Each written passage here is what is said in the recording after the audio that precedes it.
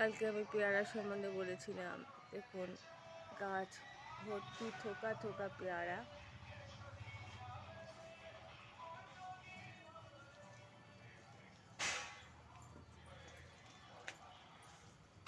অবন্তি পেয়ারা ধরে আছে।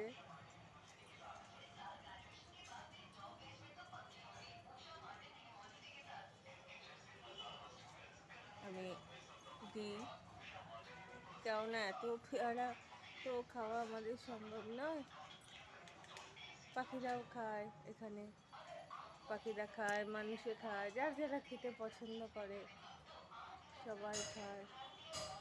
একদম গাছ ভর্তি করে পেয়ারা হয়েছে।